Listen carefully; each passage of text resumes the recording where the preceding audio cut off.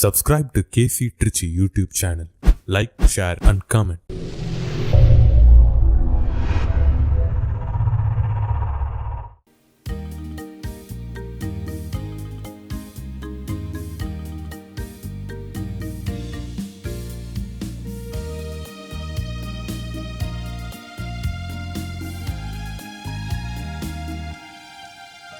ஒன்று கூடுவோம், ஒன்றாய் பாடுவோம், ஆண்டவர் இயேசுவின் பலியில் இணைவோம்.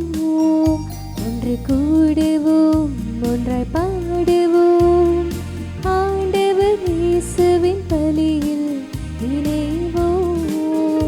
நம் இறைவனை போற்றுவோம், நம் இயேசுவை போற்றுவோம், தூய போற்றுவோம், திருப்பலியில் கலந்திடுவோம்.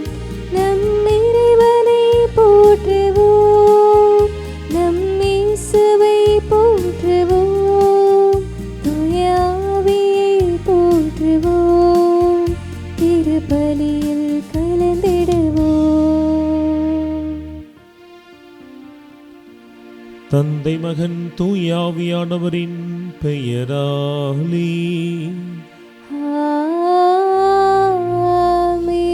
நம் தந்தையாகிய கடவுளிடமிருந்தும் ஆண்டவராகிய இயேசு கிறிஸ்துவிடமிருந்தும் அருளும் அமைதியும் உங்களோடு என்றும் இருப்பதாக. ஆன்மாவோடும் இருப்பதாக. ஆண்டவர் இயேசுவில் பிரியமான வலையொலி உறவுகளை உங்களை கிறிஸ்துவின் நாமத்திலே வாழ்த்தி இத்திருப்பள்ளிக்கு அன்போடு வரவேற்கிறேன். மூவர் இறைவனை மகிமைப்படுத்துகிற, அவர்களுடைய வல்லமையை ஆற்றலை புரிந்து அவர்களுடைய பாதங்களில் நடப்பதற்காய் திருவை அழைக்கிற இந்த அற்புதமான நாளில் மூவர் இறைவனுடைய கரங்களுக்குள் நம்மை ஒப்புக் கொடுப்போம்.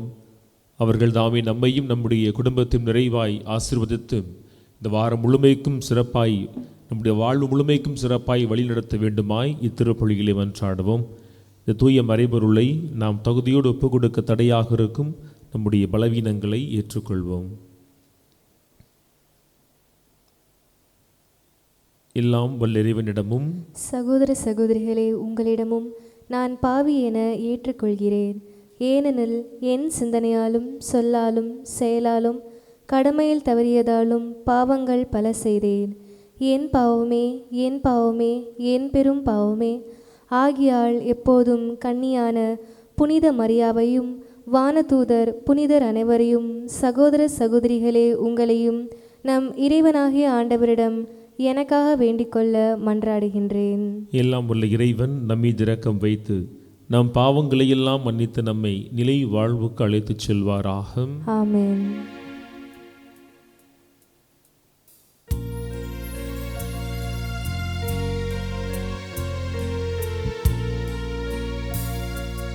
ஆண்டவரே இரக்கமாயிரும்,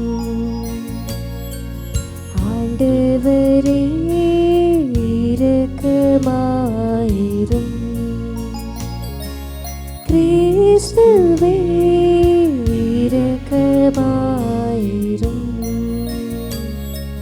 கிறிஸ்துவே இரக்கமாயிரும், ஆண்டவரே இரக்கமாயிரும், ஆண்டவரே இரக்கமாயிரும்.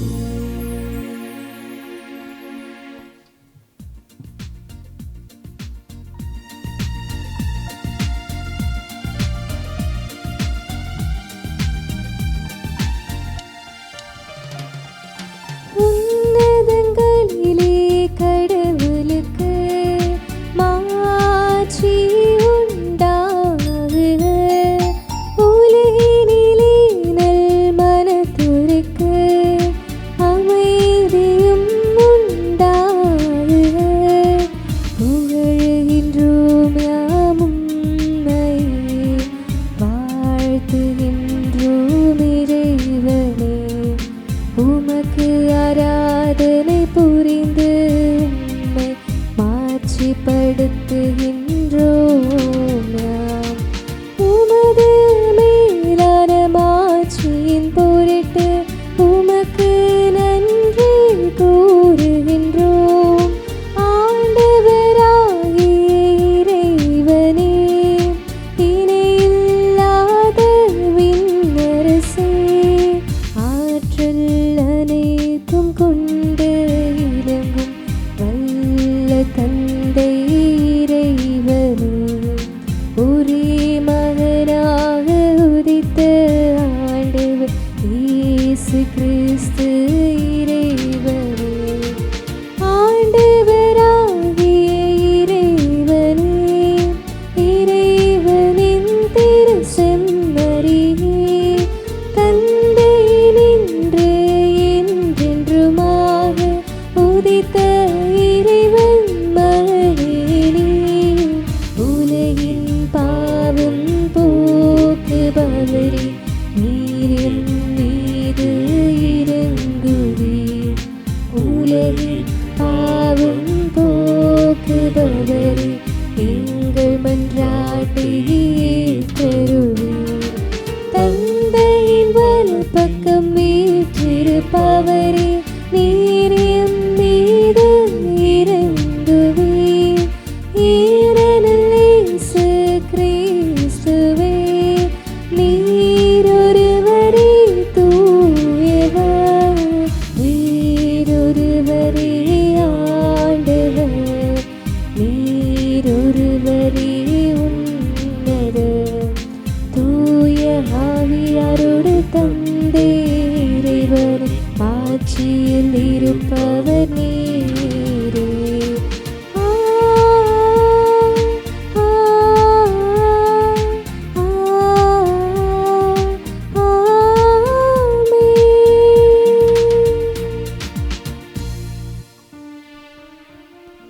மன்றாடுவோமாக. தந்தையே இறைவா, உண்மையின் வார்த்தையையும் புனிதப்படுத்தும் தூய ஆவியாரையும் உலகுக்கு அனுப்பி உமது வியத்தகு மறைபொருளை மானிடருக்கு வெளிப்படுத்தினீர். நாங்கள் உண்மையான நம்பிக்கையை அறிக்கையிடுவதன் வழியாக என்றுமுள்ள மூவொரு கடவுளின் மாட்சியை அறிந்து கொள்ளவும் உமது மாண்பில் பேராற்றலில் நீர் ஒருவராக இருக்கின்றீர் என நாங்கள் ஏற்று வழிபடவும் எங்களுக்கு அருள் வழங்குவீராக. எங்கள் ஆண்டவராகிய இயேசு கிறிஸ்து வழியாக உம்மை மன்றாடுகின்றோம்.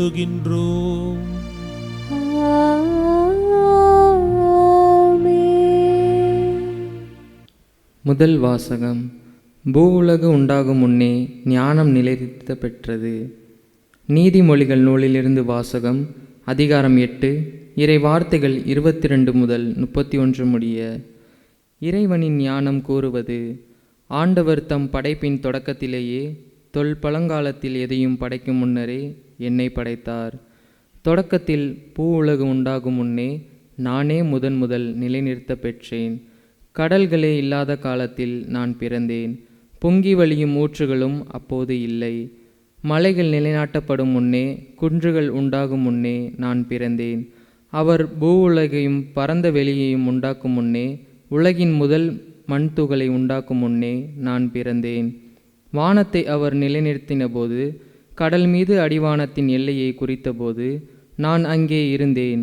உலகத்தில் மேகங்களை அவர் அமைத்தபோது, ஆழ்கடலில் ஊற்றுகளை அவர் தோற்றுவித்த போது நான் அங்கே இருந்தேன். அவர் கடலுக்கு எல்லையை ஏற்படுத்தி அந்த எல்லையை கடல் நீர் கடவாதிருக்கும்படி செய்தபோது, பூ உலகிற்கு அவர் அடித்தளமிட்ட போது நான் அவர் அருகில் அவருடைய சிற்பியாயிருந்தேன். நாள்தோறும் அவருக்கு மகிழ்ச்சியூட்டினேன். எப்போதும் அவர் முன்னிலையில் மகிழ்ந்து செயலாற்றினேன். அவரது பூ உலகில் எங்கும் மகிழ்ந்து செயலாற்றினேன். மனித இனத்தோடு இருப்பதில் மகிழ்ச்சி கண்டேன். ஆண்டவரின் அருள்வாக்கு. இறைவனுக்கு நன்றி. நீங்கள் பாட வேண்டிய பல்லவி. ஆண்டவரே, உமது பெயர் உலகெங்கும் மேன்மையாய் உள்ளது.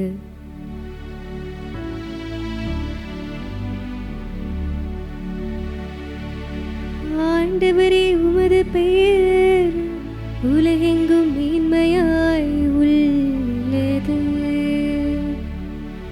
ஆண்டவரே உமது பெயர் உலகெங்கும் மேன்மையாய் உள்ளது. உமது கை வேலைப்பாடாகிய வானத்தையும்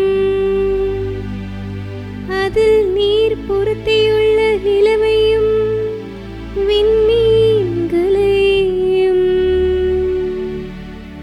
நான் நோக்கும்போது மனிதரை நீர் நினைவில் கொள்வதற்கு அவர்கள் யார்? மனித பிறவிகளை நீர் ஒரு பொருட்டாக எண்ணுவதற்கு அவர்கள் எம்மாத்திரம்.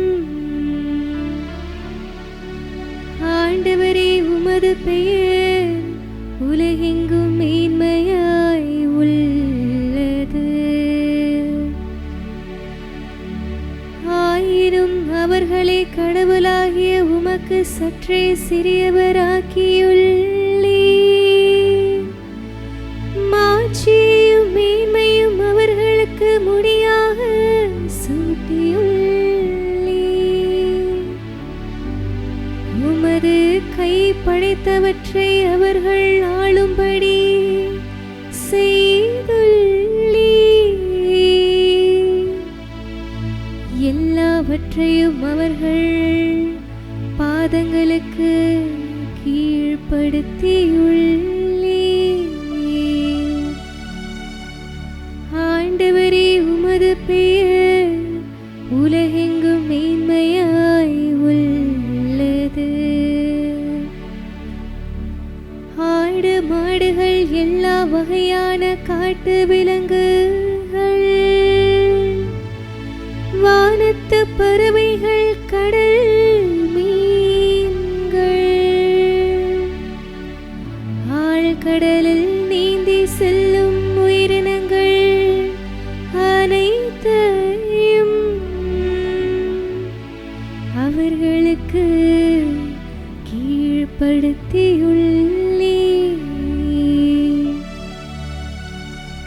ஆண்டவரே உமது பெயர் உலகெங்கும் மேன்மையாய் உள்ளது.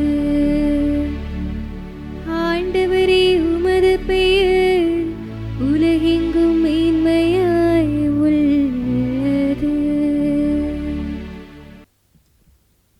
இரண்டாம் வாசகம்.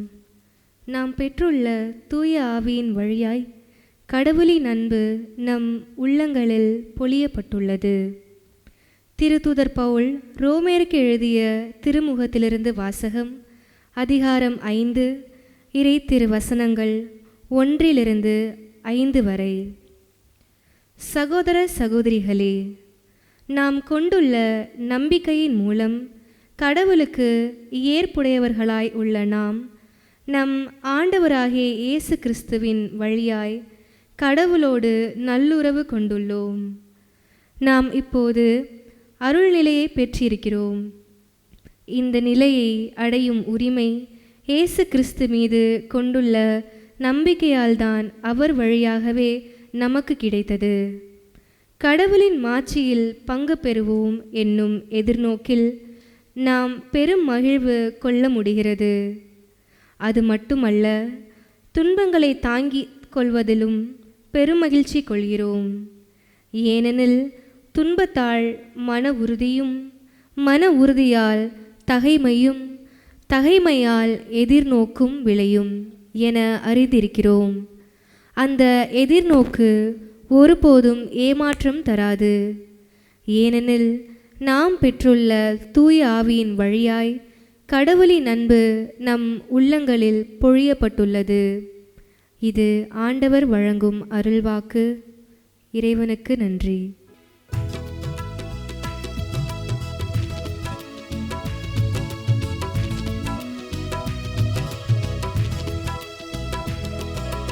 அல்லேலூயா, அல்லேலூயா, அல்லேலூயா, அல்லேலூயா, அல்லேலூயா,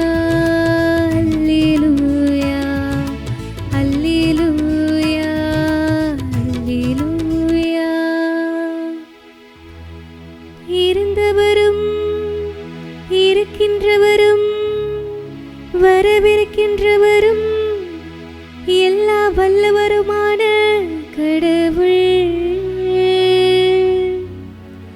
தந்தை மகன் தூய ஆவியாருக்கு மகிமை உண்டாகுக. அல்லேலூயா அல்லேலூயா அல்லேலூயா அல்லேலூயா அல்லேலூயா. ஆண்டவர் உங்களோடு இருப்பாராக.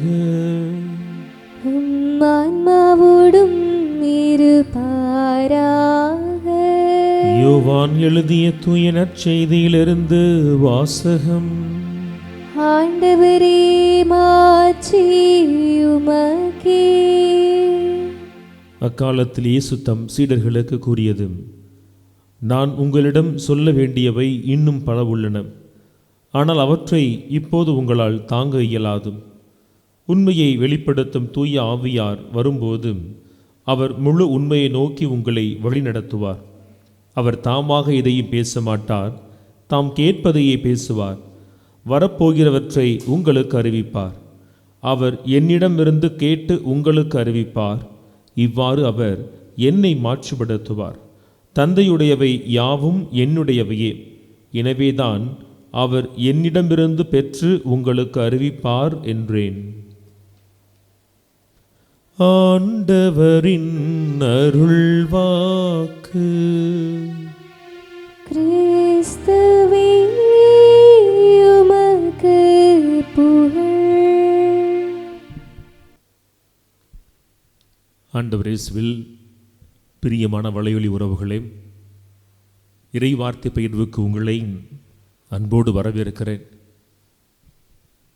இன்றைய நாளில் மூவர் இறைவனுடைய விழாவினை நாம் சிறப்பிக்க திரு அவை நமக்கு அழைப்பை கொடுக்கிறது. பொதுவாக கிறிஸ்தவர்கள் என்னை எடுத்துக்கொண்டாலும், அதிலும் தனித்துவமாய் கத்தோலிக்க கிறிஸ்தவர்கள் என்னை எடுத்துக்கொண்டால், இந்த மூவர் இறைவன் யார் என, அல்லது இந்த மூவர் இறைவனை நீங்கள் எப்படி அறிந்து வைத்திருக்கிறீர்கள் என சொல்லி விளக்கச் சொன்னால், 100ல் 99 பேர் மிக சரியான புரிதல் இல்லாமல் தான் இதற்கான விளக்கத்தை கொடுப்பார்கள் என்பது நம்முடைய வாழ்க்கையில் நாம் அவர்களுடைய ஜெபத்திலிருந்து, அல்லது அவர்கள் சில சமயங்களில் இந்த மூவர் கடவுளை புரிந்து கொண்டு வெளிப்படுத்துகிற வார்த்தையிலிருந்து அறிந்து கொள்ளலாம். இதை ஒரு கேள்வியாகவே இந்த இறை வார்த்தை பகிர்வை காண்கிற உங்களுக்கும் நான் கொடுக்கிறேன். உங்கள் வாழ்க்கையில், உங்கள் அனுபவத்தில் இந்த மூவர் இறைவனை நீங்கள் எப்படி விளக்குவீர்கள் அல்லது எப்படி புரிந்து வைத்திருக்கிறீர்கள்? யூத குடும்பங்களிலே எகிப்திலிருந்து அவர்கள் அடைந்த விடுதலையை ஒவ்வொரு ஆண்டும் பாஸ்காவாய் கொண்டாடுகிற பொழுது அந்த இல்லத்தினுடைய சிறு குழந்தை குடும்ப தலைவனிடத்தில் ஒரு கேள்வியை கேட்டுக்கும், நாம் ஏன் இங்கு கூடி வந்திருக்கிறோம்னு சொல்லி. அப்பொழுது அந்த தந்தை அந்த குழந்தைக்கு விளக்கம் கொடுப்பது போல, கடவுள் செய்த அத்துணை வல்லமையான மீட்பின் வரலாறையும் எடுத்து சொல்வது போல, ஒரு குழந்தை இன்று உங்களிடத்தில் வந்து, எனக்கு மூவர் கடவுள் என்றால் யார் என தெரியவில்லை, அவர்களை எப்படி புரிந்து கொள்வது, சற்று விளக்குங்கள் என சொன்னால், அதை நீங்கள் எப்படி அந்த குழந்தைக்கு விளக்கி சொல்வீர்கள் என்பதையும் நீங்கள் எண்ணி பார்த்து உங்களுக்கு நேரம் இருக்கிற பொழுது பதிலை தேடுங்கள். அன்பிற்குரியவர்களே, இந்த மூவர் கடவுளையும் நம்முடைய திரு அவையிலே இந்த மார்க்கெட்லாம் கூறு போட்டு வைப்பது போல பல சமயங்களில் நாம் கூறு போட்டு வைத்திருக்கிறோம். அதிலும் இன்னும் சில பேர் பார்க்கும் பொழுது 3 பேரையும் தனித்தனி கடவுளாகவே பிரித்து ஒருவர் மற்றவர் இல்லாமாக்கியிருப்பாங்க. நீங்கள் எகோவா திருக்கூட்டங்களுக்கு போய் பாருங்கள், அவர்கள் இயேசுவையும் ஆவியானவரையும் மிகப்பெரிய அளவில் அவர்கள் கண்டுகொள்ள மாட்டார்கள். இயேசுவினுடைய திருத்துதர்களைப் போல, திருத்துதர்களுக்கு பின்னால் வந்த புனிதர்களைப் போல, அல்லது இன்னொரு மதம் இயேசுவை சொல்லுகிறதே அவரும் அனுப்பப்பட்ட ஒரு இறைவாக்கினர் என்று சொல்லி அந்த வகையில், அந்த வரிசையில் இயேசுவை ஆவியானவரை அவர்கள் சுருக்கி வைத்து விடுவார்கள். யெகோவா, யாவை மட்டுமே உண்மை, அவர் மட்டுமே கடவுள்னு சொல்லி வழிபடுவாங்க. இன்னும் சில பேர் இயேசுவின் மீது அதீதமான அன்பு வந்துடும், தந்தையை அவர்கள் மறந்து விடுவார்கள். ஆவியானவரை கண்டுகொள்வதே இல்லை. அனுப்பப்பட்டவர் இவர்தான் மெஸ்ஸியா. இந்த மெஸ்ஸியாவை சார்ந்திருப்பது மட்டுமே மீட்படைவதற்கு வழி என சொல்லி இயேசுவை மட்டும் சார்ந்திருக்கிற ஒரு திருக்கூட்டம் இருக்கும். அல்லது இன்னைக்கு இருக்கிற ஆவியானவர் சபைகளுக்கு பாருங்கள், கடவுளையும் இயேசுவையும் அவர்களுடைய பணி முடிவு பெற்றதாய் ஒதுக்கி வைத்துவிட்டு இந்த உலகத்தை நிகழ்காலத்தில் வழிநடத்துவது ஆவியானவர் மட்டுமே. ஆகவே அவரை சார்ந்திருக்க வேண்டும் என சொல்லி ஆவியானவரை மட்டும் சார்ந்திருக்கிற ஒரு கூட்டம் இருக்கும். எப்படி தந்தைக்கு பின்னால் அவரை வழிபடுகிற ஒரு கூட்டம், மகனுக்கு பின்னால் அவரை வழிபடுகிற ஒரு கூட்டம், ஆவியானவருக்கு பின்னால் அவரை வழிபடுகிற ஒரு கூட்டம். இப்படி மூவரையும் மூன்று கடவுளாய் தள்ளி வச்சு ஒருவர் மற்றவருக்கு இடையில் எந்த விதமான தொடர்பும் இல்லாதபடி பார்க்கிற மனநிலையை கொண்ட மக்களும் இங்கு இருக்கிறார்கள். இன்னும் சில கிறிஸ்தவர்கள், குறிப்பாக கத்தோலிக்கத்தில் பார்க்கிறோமே, நாம் தந்தையும் மகனையும் தூக்கி வைப்போம், ஆவியானவரை சற்று தள்ளி வைப்போம். அப்படிதான் தந்தையோடு இணைகிற திருமுழுக்கை நாம் கொண்டாடுகிற அளவுக்கு அந்த நாளில் தந்தைக்கு கொடுக்கிற முக்கியத்துவம் இருக்கிறதே அந்த அளவிற்கு நற்கருணை பெற்றுக்கொள்ளுகிற பொழுது, இயேசுவை பெற்றுக்கொள்ளுகிற பொழுது அந்த நாளுக்கு கொடுக்கிற முக்கியத்துவம், அப்பொழுது முன்னெடுக்கிற கொண்டாட்டங்கள் ஆவியானவரை பெறுகிற உறுதி புஸ்தல் இருப்பது இல்லை. திருப்பலியை காண்கிற உங்களில் எத்தனை பேர் நீங்கள் பெற்றுக்கொண்ட பொழுதோ அல்லது உங்கள் பிள்ளைகள் பெற்றுக்கொண்ட பொழுதோ உறுதி பூசுதலுக்கு ஒரு அழைப்புதல் அடித்து உறவுகளை வர சொல்லி அந்த திருப்பலி நீங்கள் கொண்டாடி இருக்குன்னு சொல்லி பார்க்கலாம். கடந்த வாரம் பெந்தகோஸ்து விழாவை கொண்டாடினோம். இயேசு தன் திருவாய் அமர்ந்து சொன்னாரே, உங்களுக்கு ஒரு துணையாளர் வருவார்னு சொல்லி அந்த துணையாளர் பொழியப்படுகிற அந்த உறுதி பூசுதலை எத்தனை முறை கொண்டாடி இருக்கிறோம். சற்று அது மறக்கப்பட்ட கடவுள் மட்டுமல்ல, அது மறக்கப்பட்ட மகிழ்ச்சாதனம் கூட. இப்படி நம்முடைய கத்தோலிக்கத்திலேயே மூவொரு கடவுளை நாம் சமநிலையில் கொண்டிராத ஒரு வாழ்க்கை முறை நிறைய இன்னைக்கு உருவாகிட்டு இருக்கு. இந்த ஒரு சூழலில்தான் திரு அவை ஒரு வாய்ப்பை கொடுக்கிறது. இந்த மூவொரு கடவுள் யார்? இந்த மூவொரு கடவுளை புரிந்து கொள்வது எப்படி? இந்த மூவொரு கடவுளை நாம் கூறு போடாமல் எப்படி ஒரே நோக்கத்தில், ஒரே இயல்பில், ஒரே பார்வையில் காண முடியும்னு சொல்லி, நண்பர்களே, ஒரு காரியம் நாம் தெளிவாய் கொள்ள வேண்டும். தந்தை, மகன், தூய ஆவி என்பது நம்முடைய வாழ்க்கையின் எல்லா நிலைகளிலும் அது ஊடுருவி இருக்கிற ஒன்று. ஒவ்வொரு முறை திருப்பலி ஆரம்பிக்கிறப்பையும் நம்ம தந்தையுடைய நாமத்தில் ஆரம்பிப்பது கிடையாது, மகனுடைய நாமத்தில் மட்டும் ஆரம்பிக்கிறது கிடையாது. திருப்பலியை ஆரம்பிக்கிற பொழுதும், திருப்பலியை நிறைவு செய்கிற பொழுதும், இல்லங்களில் ஜெபிக்க வருகிற பொழுதும், அன்பிய கூட்டங்களை ஆரம்பிக்கிற பொழுதும், எந்த ஒரு நல்லது கெட்டுக்கு வந்தாலும் அந்த ஒரு நிகழ்வை, அந்த நேரத்தை, அந்த நாளை நாம் தந்தை, மகன், தூய ஆவி என்னும் மூவர் கடவுளுடைய கரங்களுக்குள் ஒப்படைத்து விட்டு தான் ஆரம்பிக்கிறோம். மூவர் இறைவனுடைய கரங்களுக்குள் ஒப்படைத்து விட்டு தான் அதை முடிக்கிறோம். ஒவ்வொரு திருப்பலியிலும் கூட அந்த மூவர் இறைவனுடைய ஆசீர்வாதத்தை பெற்று நீங்கள் இல்லம் செல்லுங்கள் என்று சொல்லி தான் வாழ்த்துகிறோமே. இந்த மூவரும் தனித்தனி ஆளா அல்லது மூன்று நபர்களா என்கிற ஒரு கேள்வியை நாம் கேட்க வேண்டும். அந்த கேள்விக்கான பதிலை புரிந்து கொள்வது ரொம்ப கடினமாக இருக்கலாம்.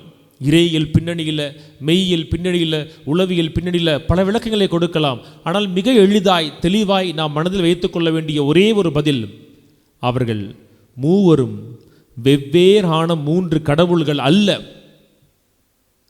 அவர்கள் ஒன்றிலிருந்து இன்னொருவரை பிரிக்க முடியாதபடி ஒன்றாய் கடவுள் தன்மையில் இணைந்திருக்கிறவர்கள். அவர்களுடைய பணிகள் மட்டுமே மாறுபடுகிறதை அன்றி அவர்கள் கடவுள் நிலையில் ஒருவர் மற்றவரிடத்திலிருந்து அவர்கள் ஏற்ற இறக்கத்தோடு காணப்படுவது இல்லை.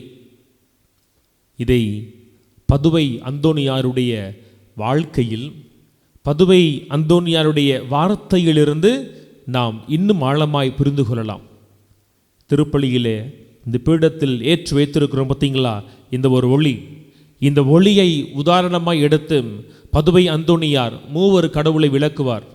அவர் என்ன சொல்லுகிறார்? உங்கள் கண்களுக்கு முன்னால் சுடர் விட்டு எரிகிற இந்த ஒளி இருக்கிறதே, அது தந்தையை குறிக்கிறது. இந்த ஒளி அது எரிகிற பொழுது தன்னை சுற்றி உண்டாக்குகிற வெளிச்சம் இருக்கிறதே, அந்த வெளிச்சம் மகனை குறிக்கிறது. இந்த ஒளியும் இந்த வெளிச்சமும் இருக்கிற இடத்தில், அந்த இடத்தில் ஒரு வெப்பம் இருக்கிறதே, அந்த வெப்பம் ஆவியானவரை குறிக்குது. எப்பொழுதெல்லாம் ஒளியை காண்கிறீர்களோ, ஒளி இருக்கிற இடத்தில் வெளிச்சம் இருக்கிறது, ஒளியும் வெளிச்சம் இருக்கிற இடத்தில் அங்கே அந்த வெப்பம் இருக்கிறது. இந்த மூன்றிலிருந்து எந்த ஒன்றையும் பிரித்து பார்க்கவே முடியாது.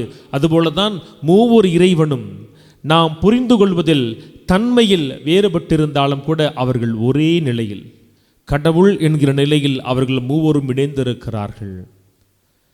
ஆனால் விவிலியத்தை வாசிக்கிறப்ப சில சமயங்களில் நாம் கடவுளை மேலானவராய் வார்த்தைகள் சொல்லும். இயேசு சொல்லுவார்ல, அவரை தவிர வேற யாருமே நியாயஸ்தன் கிடையாது. ஆனால் இன்னும் ஆழமாய் நீங்கள் வாசிக்கிறப்ப இந்த மூவருமே ஒவ்வொரு நிலையில் இன்னொருவரை தாங்கி பிடிச்சுக்கிட்டே இருப்பாங்க, மகிமைப்படுத்திக்கிட்டே இருப்பாங்க, மாட்சிப்படுத்திக்கிட்டே இருப்பாங்க. நீங்கள் இயேசுடைய வார்த்தைகளை எச்சத்தில் வாசிக்கிறப்ப அவர் சொல்லுவார், என் தந்தையை நான் மாட்சிப்படுத்தணும்னு சொல்லுவார். ஆனால் அவங்க அப்பா திருப்பி சொல்லுவார், இதோ என்னுடைய மகன், இவர் பொருட்டு நான் பூரிப்படைகிறேன்னு சொல்லுவார். அதே இயேசு திருப்பி சொல்லுவார், இதோ ஆவியானவர் வரப்போகிறார், அவர் உங்களை நிறை உண்மையை நோக்கி வழி நடத்துவார். எந்த இடத்திலும், விவிலியத்தில் எந்த இடத்திலும் அல்லது திரு அவை சார்ந்த எந்த நூலிலும் இந்த மூவர் கடவுள்கள் தான் பெரியவர் என சொல்லி தனிப்பட்ட விதத்தில் தன்னை தூக்கி பிடித்ததை நீங்கள் பார்க்கவே முடியாது. நான் தான் தந்தை, மகனும் ஆவியும் எனக்கு கீழ், எங்கும் கிடையாது. சிலுவை வழி ரத்தம் சிந்தி மீட்டவன் நான், தந்தையும் ஆவியும் எனக்கு அடுத்து, எங்கேயும் கிடையாது. தந்தையும் இயேசுவும் பணி முடிந்தது, நான் தான் உங்களை இப்பொழுது நிறை உண்மையை நோக்கி வழி நடத்துகிறேன், ஆகவே நான் தான் உயர்ந்தவன் சொல்லி ஆவியானவர் எங்கும் தந்தையும் மகனையும் அவர் கீழே தாழ்த்தியதில்லை. மாறாக ஒவ்வொருவரும் இன்னொருவரை மாட்சிப்படுத்துவதில் அவர்கள் குறியாக இருந்தார்கள். ஆக தந்தை, மகன், தூய ஆவி கடவுள் தன்மையில் ஒரே ஆள் என்றாலும் அவர்கள் செய்கிற பணிகள் இருக்கு பார்த்தீங்களா, அந்த பணிகளை வைத்து தான் நாம் அவர்களை மிக எளிதாய் புரிந்து கொள்ள முடியும். தந்தையினுடைய பணி என்பது என்ன? தந்தை எந்த உருவமும் இல்லாதவர், ஆனால் அவர் உருவத்தோடு இருக்கிற எல்லாவற்றையும் அவர் படைத்தவர். இன்னைக்கு இந்த உலகத்தில் நாம் காண்கிற மனிதர்கள் துவங்கி எல்லாமே, நம்முடைய ஆலயங்களில் சில சமயங்களில் 2 கரங்களையும் அல்லது ஒரு தாடி வச்ச ஒரு வயசான தாத்தா மாதிரி காண்பிப்பாங்க. பெரிய பெரிய கோயிலுக்கு போனீங்கன்னா அவர் அல்ல வானக தந்தை, அந்த உருவத்தை தாங்கி இருக்கிறவர் அல்ல வானக தந்தை. உருவமில்லாமல் அருவமாய் வானக தந்தை இருக்கிறார். அந்த அருவமாய் இருக்கிற வானக தந்தை இந்த உலகில் நாம் காண்கிற எல்லாவற்றையும் அவர்தான் படைக்கிறவர். படைத்தவர் அல்ல, அவர்தான் படைக்கிறவர். ஆனால் இந்த வானக தந்தையை மனிதர்களாகிய நாம் மிகச்சரியாக புரிந்து கொண்டோமா என கேட்டால் இல்லை என்பது மட்டும்தான் பதில்.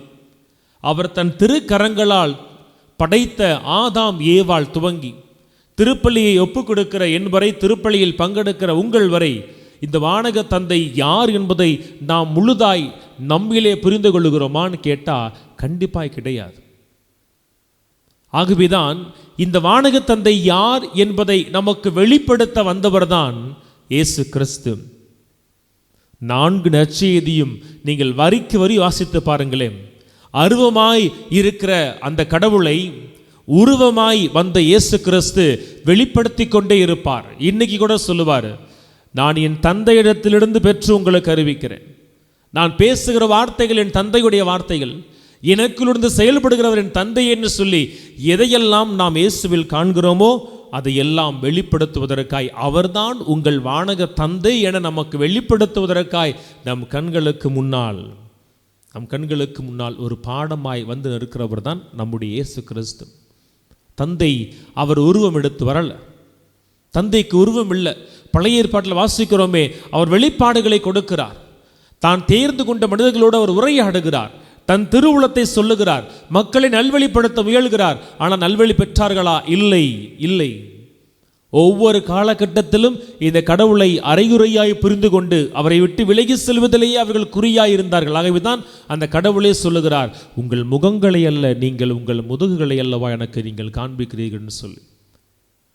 இப்படி எல்லாவற்றையும் படைத்து எல்லாவற்றுக்கும் உருகொடுக்கிற இந்த தந்தையை மனிதன் மிக சரியாக அவருடைய அன்பின் ஆழத்தை புரிந்து கொள்ளாத பொழுது அந்த அன்பின் ஆழத்தை எடுத்து காட்டுவதற்காய் வந்தவர் தான் நம்முடைய இயேசு கிறிஸ்து.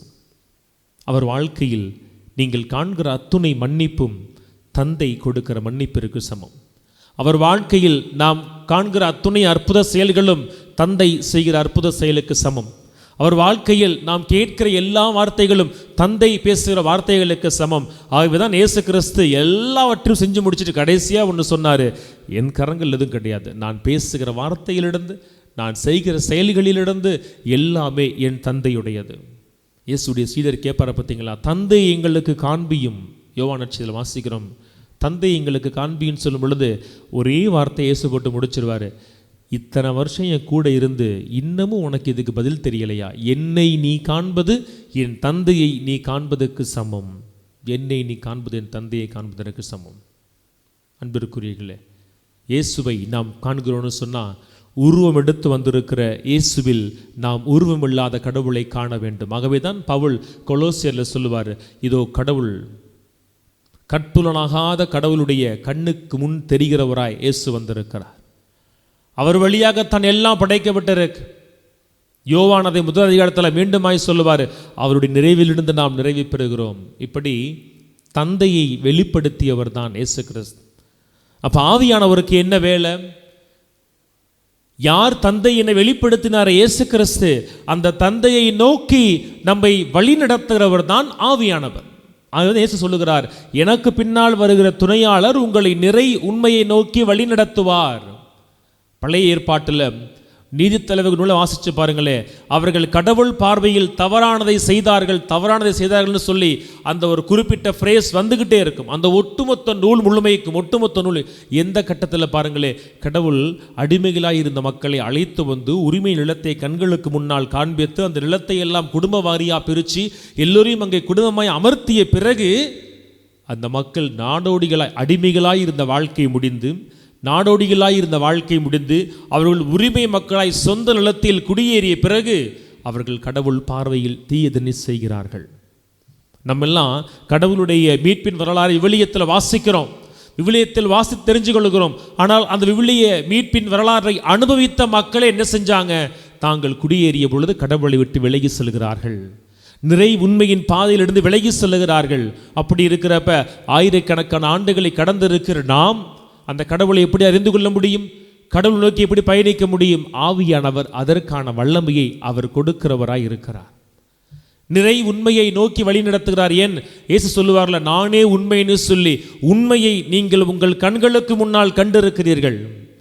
அந்த உண்மையினுடைய அன்பின் ஆழத்தை கல்வாரியிலே கரம் விரித்து கொடுத்தது வரை பார்த்திருக்கிறீர்கள். முன்னாடி கண்ணுக்கு கண் பல்லுக்கு பல்லு சொல்லி விவிலிய வார்த்தைகளை வாசிச்சீர்களே, ஆனால் உங்கள் வானக தந்தை அப்படிப்பட்டவர் அல்ல.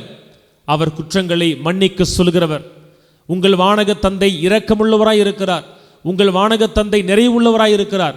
உங்கள் வானக தந்தை உங்கள் பகைவர்களுக்காய் ஜெபிக்க சொல்லுகிறான்னு சொல்லி உங்கள் தந்தையை கண்களுக்கு முன்னால் வெளிப்படுத்தினார் இயேசு கிறிஸ்து. அவர் வெளிப்படுத்திய உண்மையை நோக்கி நான் உங்களை வழி நடத்துகிறாய் இருக்கிறேன்னு சொல்லி ஆவியானவர் நம்மை கரம் பிடிச்சு வழி நடத்துகிறார். இந்த மூவரையும் இந்த நிலையில் நாம் மிக எளிதாய் புரிந்து கொள்ளலாம். படைத்தவரை மனிதன் புரிந்து கொள்ளாத பொழுது அந்த படைத்தவரை நம் கண்களுக்கு முன்னால் காட்சிப்படுத்துகிறார் இயேசு கிறிஸ்து. அப்படி காட்சிப்படுத்தி வெளிப்படுத்தினாரே, அந்த உண்மையை நோக்கி ஆவியானவர் நம்பி வழி நடத்துகிறார். இன்னைக்கு அதை தான் நாம் திருப்பாடலிலே பாட கேட்டும். திருப்பாடல் 8 எவ்வளவு உயர்வான ஒரு வாழ்க்கையை கடவுள் நமக்காய் படைத்து அவர் தம் திருக்கரங்களுக்குள் எடுத்து வந்து கொடுத்தார். ஆனால் மனிதன் அதை இழக்கிறான். கடவுளை விட சற்றே கீழ் இருக்கிற நிலைமையில் கடவுள் நம்மை படைச்சிருக்கிறார். அவர் கைப்படைத்த எல்லாவற்றையும் ஆளுகிற பாக்கியத்தை நமக்கு கொடுத்திருக்கிறார். ஆனால் மனிதன் என்ன செய்கிறான்? அதை உணராமல் அவன் பாதை மாறி போகிறான். இந்த மூவரு கடவுள் உலாவில் நம்ம எதை புரிஞ்சுக்கணும் தெரியுமா? அன்னை மரியோட வாழ்க்கையில் வார்த்தை திரும்பி வரும்ல, அவர் மனதில் எடுத்து சிந்தித்தார். அவருடைய அறிதல் கடவுளுடைய வெளிப்பாடுகளை புரிந்து கொள்ளுகிற அளவுக்கு அவருக்கு அந்த அளவுக்கு புரிதல் இல்லாமல் இருக்கலாம். ஆனால் எல்லாவற்றையும் தன் மனதுக்குள் போட்டு அவர் சிந்தித்தார். அவர் புரிந்து கொள்ள முயற்சித்தார். அன்பர்களை, எனக்கு மூவர் கடவுள் புரியலை, நான் மூவர் கடவுளை புரிஞ்சுக்கல அப்படின்றதுக்காக அவர்கள் தனித்தனி கடவுளாய் தனித்தனி கூடாரங்களுக்குள் வாழவில்லை. அவர்கள் ஒன்றாய் இருக்கிறார்கள். அவர்கள் ஒன்றாய் கடவுள் தன்மைகள் எப்போதும் இருக்கிறவர்கள் தான். நான் ஒத்துக்கிறனால நான் ஒத்துக்காதனால அவர்கள் சேர்ந்தும் பிரிஞ்சு இருக்க போகிறதில்ல. இன்றைய நாளில் இந்த விழா கொடுக்கிற அழைப்பு என்ன தெரியுமா? இவர்கள் மூவரும் ஒன்றாய் இருப்பது போல நாம் ஒன்றாய் அவர்களை நோக்கி பயணிக்க வேண்டும் என்பதுதான். ஆக இந்த நாள் கொடுக்கிற அழைப்பை நாம் புரிந்து கொள்ள ஆசைப்படுவோம். இந்த மூவரும் படைத்தவர், மீட்கிறவர், வழி நடத்துகிறவர். படைத்தவருடைய அன்பை மீட்டவர் வழியாக நாம் கண்டிருக்கிறோமே, இதோ இந்த காலங்களில் வழி நடத்துகிறவர், அவர்களை நோக்கி நாம் பயணிக்க தேவையான ஆற்றலை கொடுக்கிறவராய் இருக்கிறார். நம்மை நாம் அப்படியே உட்படுத்துவோம். ஒரு பங்குல நடந்த ஒரு சிறிய நிகழ்வை நான் உங்களுக்கு பதிவிடுகிறேன். அது எந்த அளவிற்கு நாம் மனிதத்தன்மையும் கடவுள் தன்மையும் இரண்டு குருக்களை நியமிக்கிறார்கள். குரு என்கிற நிலையில் அவர்கள் ரெண்டு பேருமே ஒரே நிலையில்தான். ஆனால் அவர்களுக்கு கொடுக்கப்பட்ட பொறுப்புகள் வேறு. இருவருமே வெவ்வேறு பங்கு தளங்களில் மிக சிறப்பாக செயல்பட்டவர்கள், மக்களை கட்டி எழுப்பியவர்கள். ஆனால் அவர்களை ஒரே இடத்துல போடுகிறப்ப அவர்கள் குரு என்கின்ற நிலையை மறந்து அங்கே யாருக்கு அதிகாரம், யாருக்கு பணத்தை அப்படின்ற ஒரு பிரச்சனை வருகிற பொழுது அவர்களுக்கு முரண்பாடுகள் எழுகிறது. மந்தையை வழிநடத்துவதற்காய் நியமிக்கப்பட்ட அவர்கள் தங்கள் சொந்த தேவைகளை தங்கள் சொந்த நோக்கத்தை நிறைவேற்றுவதற்காக ஓடிய பொழுது அவர்களிடத்திலிருந்து மந்தைகள் சிதறி போனார்கள். உண்மையை நோக்கி வழிநடத்த அந்த பணியாளர்கள் தவறிவிட்டார்கள். ஆக மனிதர்கள் அல்ல, நிறை உண்மையாம் கடவுளை நோக்கி நம்மை நிறைவாய் வழிநடத்துகிறவர்கள் ஆவியானவர் மட்டுமே. அந்த ஆவியானவர் கடந்த வாரம் எல்லோர் விதம் பொழியப்பட்டார்னு வாசிக்கிறோமே, அவர் இன்னைக்கு கொடுக்கிற அழைப்பு என்ன தெரியுமா? அவருடைய கரத்தை யாரெல்லாம் பிடிக்கிறார்களோ அவர் கண்டிப்பாய் இயேசுவின் வழியாக தந்தையை நோக்கி நம்மை அழைத்து செல்வார்கள். ஆகவே மூவொரு கடவுளை உணர்வோம், அவர்களை நம்புவோம், அவர்களுடைய ஆசிரை நாடுவோம். இறைவன் தாமே இந்த நாளுக்குரிய ஒட்டுமொத்த ஆசீர்வாதத்தையும் நம் அனைவருக்கும் நிறைவாய் கொடுத்து நம்மை வழி நடத்துவார்களாக. ஆமேன்.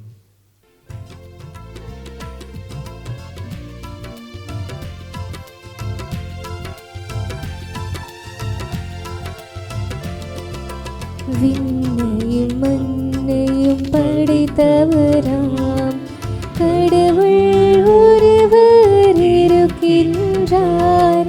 தந்தை மகன் தூய ஆவியராய் ஒன்றாய் வாழ்வோரை நம்புகிறேன்.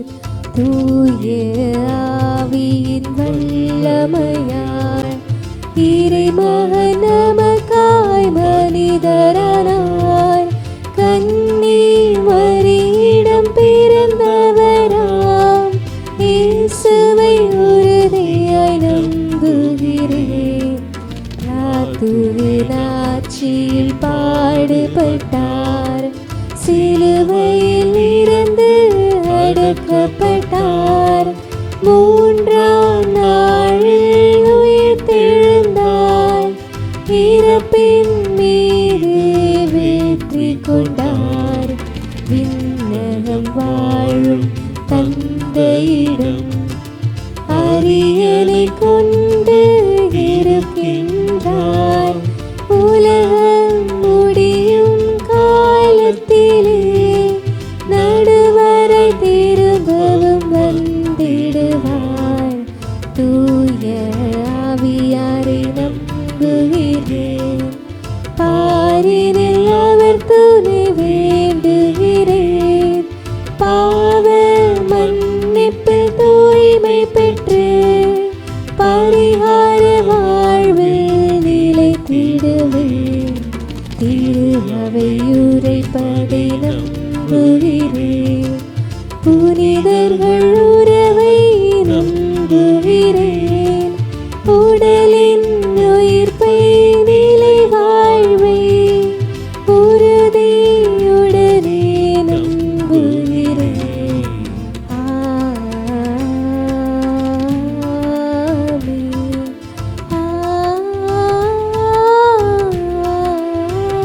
ஆமென்.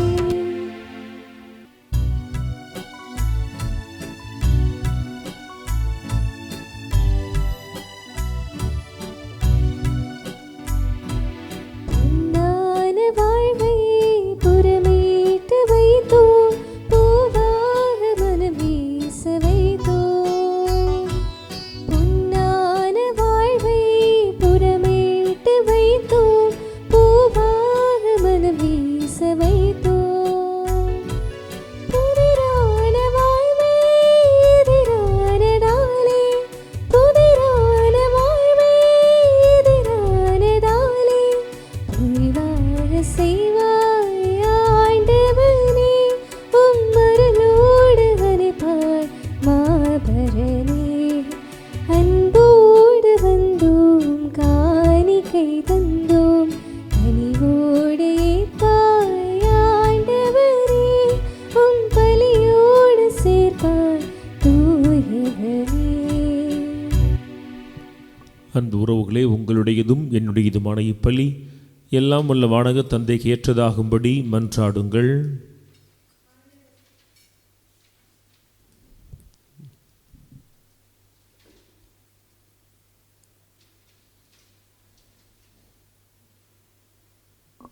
ஆண்டவர் தமது பெயரின் புகழ்ச்சிக்காகவும் மாட்சிக்காகவும் நமது நன்மைக்காகவும் புனித திரு அவை அனைத்தின் நலனுக்காகவும் உமது கையிலிருந்து இப்பலியை ஏற்றுக்கொள்வாராக. ஆண்டவரே எங்கள் இறைவா, உமது பெயரை மன்றாடி நாங்கள் ஒப்புக் கொடுக்கும் எங்கள் பணியினி காணிக்கைகளை தூய்மைப்படுத்தியருளும். இதன் வழியாக எங்களே உமக்கு உகந்த நிலையான காணிக்கையாக மாற்றுவீராக. எங்கள் ஆண்டவர் ஆகிய இயேசு கிறிஸ்து வழியாக உம்மை மன்றாடுகின்றோம்.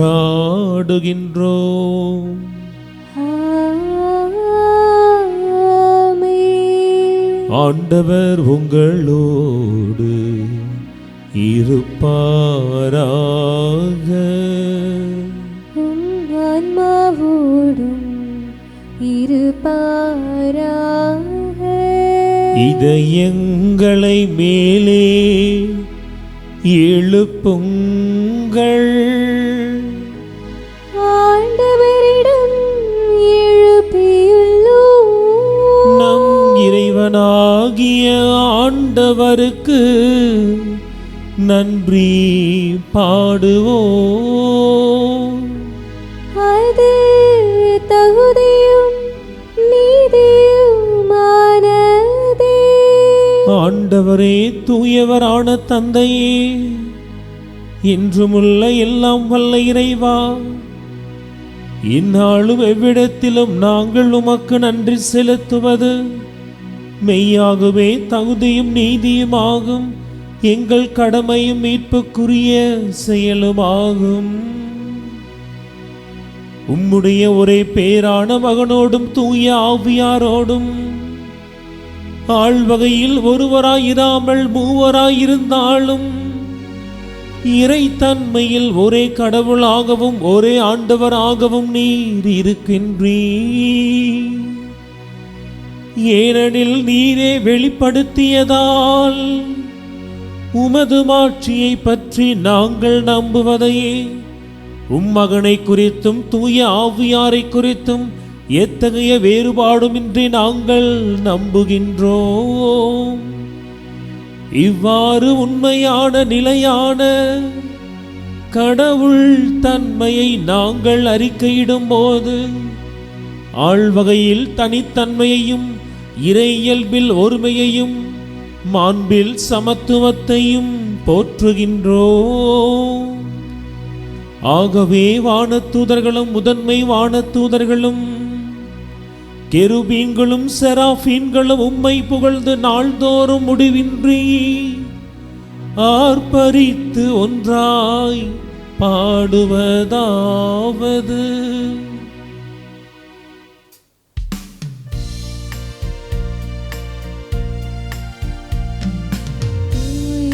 தூயவர் தூயவர் வான்படைகளின் கடவுளமாண்டவர். விண்ணகமும் மண்ணகமும் உமது மாட்சியால் நிறைந்துள்ளன. உன்னதங்களிலே ஓசன்னா, உன்னதங்களிலே ஓசன்னா. ஆண்டவர் பெயரால் வருகிறவர் ஆசி பெற்றவர். உன்னதங்களிலே ஓசன்னா, உன்னதங்களிலே ஓசன்னா.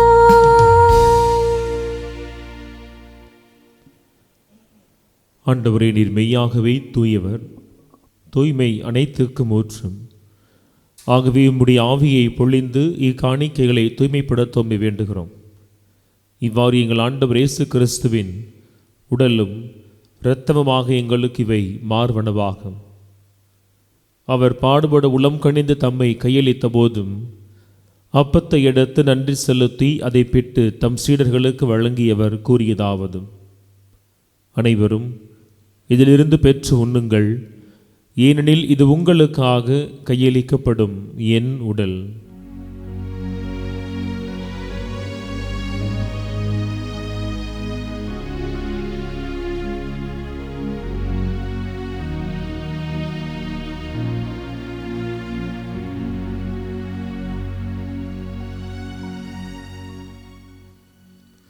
அவனமே இரவு விருந்தை அருந்திய பின் கிண்ணத்தையும் எடுத்து மீண்டும் உமக்கு நன்றி கூறி தம் சீடர்களுக்கு வழங்கியவர் கூறியதாவது: அனைவரும் இதிலிருந்து பெற்று பருகுங்கள், ஏனெனில் இது புதிய நிலையானும் உடன்படிக்கைக்கு உரிய என் இரத்தத்தின் கிண்ணம். இது பாவ மன்னிப்புக்கென்று உங்களுக்காகவும் பலருக்காகவும் சிந்தப்படும். இதை என் நினைவாக செய்யுங்கள்.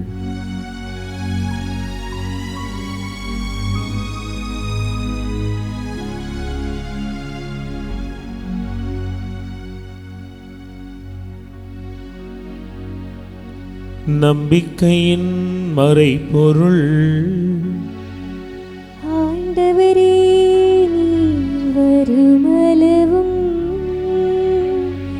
உமது இறப்பினை அறிக்கையிடுகின்றோம், உமது உயிர்ப்பினையும் எடுத்துரைக்கின்றோம்.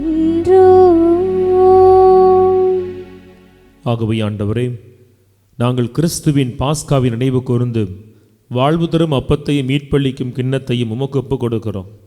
உம் திருமுன் நின்று உமக்கு ஊழியம் புரிய தகுந்தவர்களாய் எங்களை ஏற்றுக்கொண்டீர். எனவே உமக்கு நன்றி செலுத்துகிறோம். மேலும் கிறிஸ்துவின் உடலிலும் இரத்தத்திலும் பங்கு கொள்ளும் எங்களை தூய ஆவியானவர் ஒன்று சேர்த்தருளும்படியாக உம்மை தாழ்மையோடு மன்றாடுகிறோம். ஆண்டவரே, உலகெங்கும் பரவியிருக்கும் உடைய திரு அவையை நினைவு கூர்ந்தருளும். எங்கள் திருத்தந்தை சிங்கராயர், எங்கள் ஆயர் ஆரோக்கியராஜ், ஏனைய ஆயர்கள், குருக்கள், துறவியரை நிறைவாய் ஆசீர்வதித்து அவர் தம் பணிகள் வழியாக உம்முடைய திரு அவை அன்பில் நிறைவு பெறச் செய்திருளும். உயிர் தெழும் இதநோக்குடன் துயில் கொள்ளும் எங்கள் சகோதர சகோதரிகளையும் இறந்தோர் அனைவரையும் இரக்கத்தோடு நினைவு கூர்ந்தும் உம்முடைய திருமுக ஒளியினுள் ஏற்றருளும். எங்கள் அனைவர் மீதும் இரக்கமாயிரும். கடவுளின் கன்னித்தாயான புனித மரியாம், அவருடைய கணவரான புனித யோசேப்பு, புனித திருத்தூதர்கள், இவ்வுலகில் உமக்கு உகந்தவராய் இருந்தோர் ஆகிய எல்லா புனிதரோடும் நாங்களும் நிலை வாழ்வின் மக்களாய் மாறி உம் திருமகனும் எங்கள் மீட்பருமான இயேசு கிறிஸ்து வழியாக உம்மை புகழ்ந்திடும் வரம் அருள இறைஞ்சி மன்றாடுகிறோம்.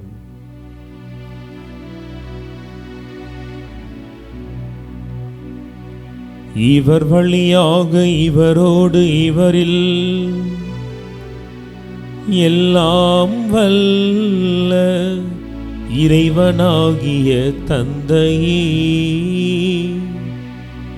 தூய ஆவியாரின் ஒன்றிப்பில்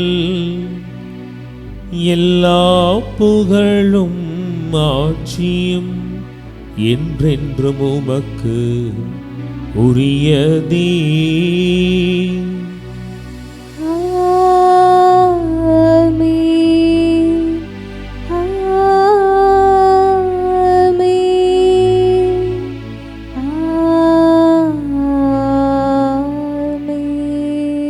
மீட்பரின் கட்டளையினால் கற்பிக்கப்பட்டு இறை படிப்பினையால் பயிற்சி பெற்ற நாம் துணிந்து மன்றாடுவோம். விண்ணுலகில் இருக்கின்ற எங்கள் தந்தையே, உமது பெயர் தூயது என போற்ற பெறுக. உமது ஆட்சி வருக. உமது திருவுளம் விண்ணுலகில் நிறைவேறுவது போல மண்ணுலகிலும் நிறைவேறுக. எங்கள் அன்றாட உணவை இன்று எங்களுக்கு தாரும். எங்களுக்கு எதிராக குற்றம் செய்வோரை நாங்கள் மன்னிப்பது போல எங்கள் குற்றங்களை மன்னியும். எங்களை சோதனைக்கு உட்படுத்தாதேயும், தீமையிலிருந்து எங்களை விடுவித்தருளும்.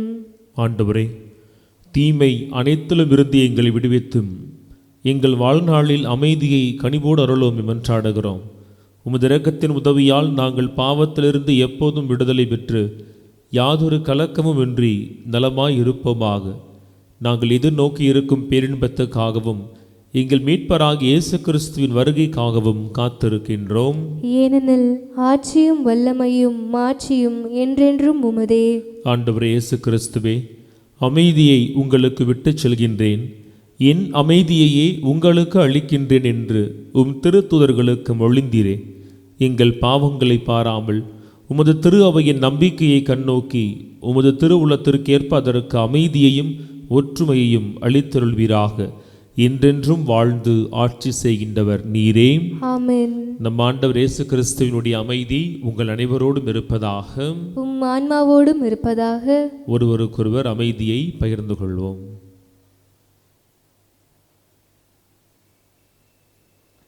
உலகின் பாவங்களை போக்கும் இறைவனின் சமரியே எங்கள் மேல் இரக்கமாயிரும். உலகின் பாவங்களை போக்கும் இறைவனின் சமரியே எங்கள் மேல் இரக்கமாயிரும்.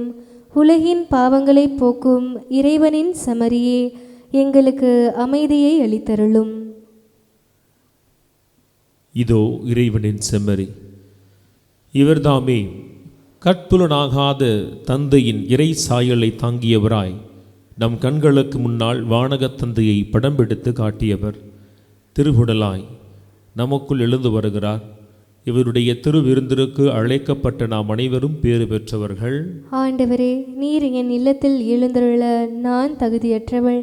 ஆனால் ஒரு வார்த்தை மட்டும் சொல்லியருளும், எனது ஆன்மா நலமடையும்.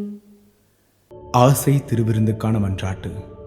ஆண்டவரே, நீர் என் இல்லத்தில் எழுந்தருள நான் தகுதியற்றவன்.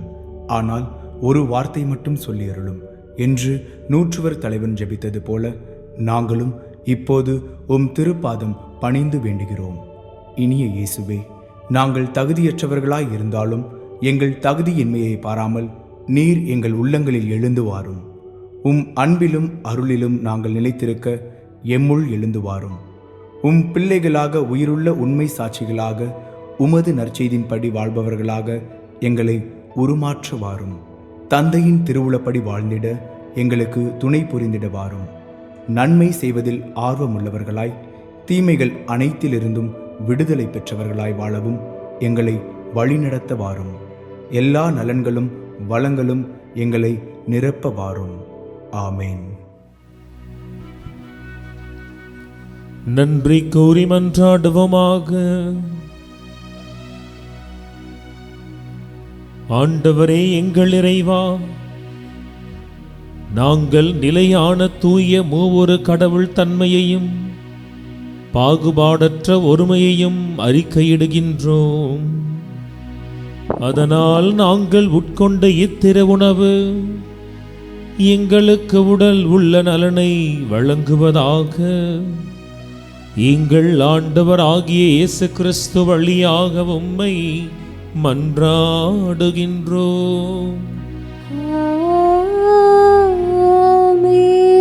ஆண்டவர் உங்களோடு இருப்பாராக.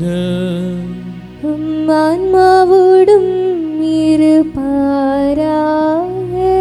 எல்லாம் வல்ல இறைவன் தந்தை, மகன், தூய ஆவியா உங்கள் அனைவரையும் நிறைவாக ஆசீர்வதிப்பாராக.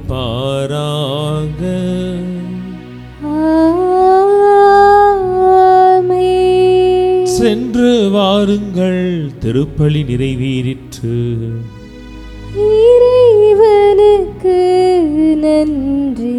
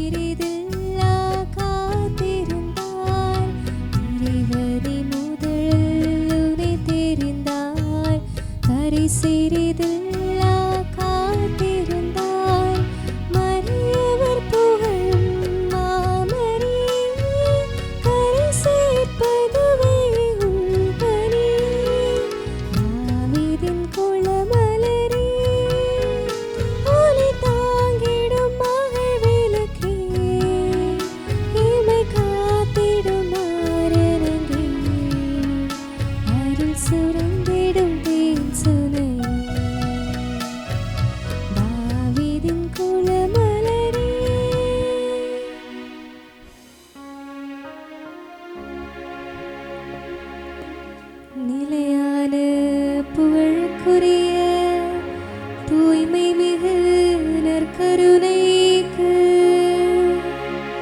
எல்லா காலமும் ஆராதனையும் புகழும் போற்றியும் மாட்சிமையும் உண்டாக கடவது. தந்தை, மகன், தூய ஆவியாரின் பெயராலே ஆமென். Subscribe to KC Trichy YouTube channel. Like, share and comment.